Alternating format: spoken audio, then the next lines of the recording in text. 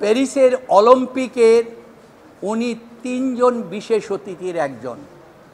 পৃথিবীর এত বড় অলিম্পিকের উনি একজন।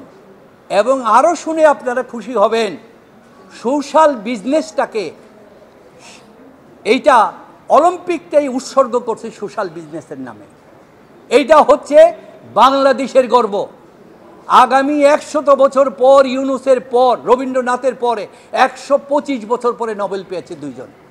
ডক্টর ইউনুসের পরে নোবেল পেয়ে সারা পৃথিবীর সমস্ত নোবেল এবং সারা পৃথিবীর রাষ্ট্রনায়ক সমস্ত জনগণের নেতা বাংলাদেশের একজন হতে পারবে, এই আশা হয়তো আমরা করতে পারি না। আর এই ব্যক্তিকে বলা হয়েছে যে আপনি রাষ্ট্রদ্রোহী করেছেন। কি করেছেন? উনি 21 তারিখ বাংলাদেশ ছেড়েছেন আপনার প্যারিস অলিম্পিকে যাওয়ার জন্য। সেইখানে প্যারিস অলিম্পিকে যাওয়ার পথে উনি বাংলাদেশের এই ঘটনা দেখেছেন। এই ঘটনা দেখার পরে বাংলাদেশের কয়েকটি টিভি সব সময় ডক্টর ইউনুসের বিরুদ্ধে অভিযোগ করেছেন, যেমন 71, সময়, ডিবিসি, এবং এই টিভিগুলি বলেছেন আপনি তো দেশের পক্ষে কথা বলেন না, আপনি বিদেশের পক্ষে কথা বলেন। তিনি নিজের চোখে দেখে গিয়েছেন। উনি জাতিসংঘের মহাসচিবের একজন, অন্যতম 7 জনের একজন উপদেষ্টা। ওনাকে যখন ওনার দেশ সম্পর্কে বলা হয়েছে কি, তখন তো উনি বিবৃতি দিতে বাধ্য। সেই বিবৃতিটা তো উনি জাতিসংঘের মহাসচিবের উপদেষ্টা হিসাবে তা তো বলতে পারে না। নির্বিচারে এই যে ছাত্রদেরকে হত্যা করা হয়েছে, গুলি করা হচ্ছে, জনগণকে গুলি করা হচ্ছে, এবং 32 জন শিশুকে গুলি করে হত্যা করা হয়েছে, উনি এই জিনিসটা তুলে ধরেছেন। এবং উনি এটা তুলে ধরে বলেছেন এই জিনিসটা হয়েছে কেন? কারণ একটি সঠিক সাধারণ নির্বাচন ছাড়া সরকার হওয়ার কারণে আজকে এই ঘটনা হয়েছে। তাই উনি সাধারণ নির্বাচনের কথা উনি বলেছেন। উনি একজন নাগরিক হিসাবে কথা বলেছেন। আজকে বাংলাদেশের প্রতিটা জায়গায় আপনাদের টিভির কাছে সবাই বলছে তাদের ব্যাপারটা রাষ্ট্রদ্রোহী হয় না, ডক্টর ইউনুসের ব্যাপারটা রাষ্ট্রদ্রোহী হয়।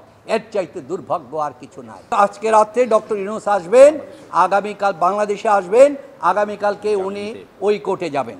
আর এই ব্যাপারে আমি আপনাদের কাছে একটি কথা বলতে চাই যে সরকার যে এই যে ছাত্রদেরকে মারল এবং জাতীয় সম্পদ নষ্ট হলো, এই ব্যাপারে কিন্তু দুটি প্রশ্ন দাঁড়ালো। একটি প্রশ্ন জাতীয় সম্পদের ব্যাপারে, আমরা যদি প্রথম যদি বলি জীবনের কথা, ধরেন একজন ব্যক্তি অত্যন্ত দামি গাড়ি নিয়ে তার ছেলে গাড়িটা নিয়ে অ্যাক্সিডেন্ট করে ফেললো, মারা গেল। ওই পরিবার কি ছেলেকে দেখতে হসপিটালে যাবে নাকি না দামি গাড়িটা দেখতে যাবে? সেটা কখনো হয় না। তাই আজকে যেই সম্পদের কথা বলা হচ্ছে, মেট্রো রেল এবং এগুলি, একজন আইনজীবী হিসাবে আমরা কিন্তু একটু সন্দেহের দৃষ্টিতে দেখব। যেটাকে আইনের ভাষায় বলা হচ্ছে বেনিফিট অফ ডাউট।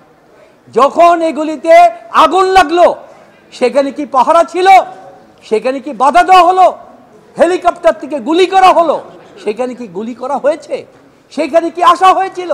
তাহলে সরকার এখানে দায়ী কিনা, তার ভিতরে সন্ত্রাসী লুকায়িত ছিল কিনা, সেটাও দেখার ব্যাপার।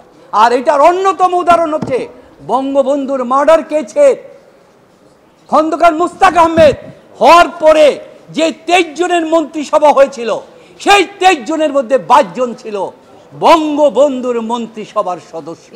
তাহলে সরকারের ভিতরেই যে সন্ত্রাসী লুকিয়ে থাকে, ভিন্ন মত লুকিয়ে থাকে, এটা প্রতিষ্ঠিত। তাহলে এই যে জিনিসগুলি ধ্বংস হয়েছে কে করেছে, এটাও দেখার ব্যাপার, এটাও আইনের দৃষ্টিতে দেখার ব্যাপার।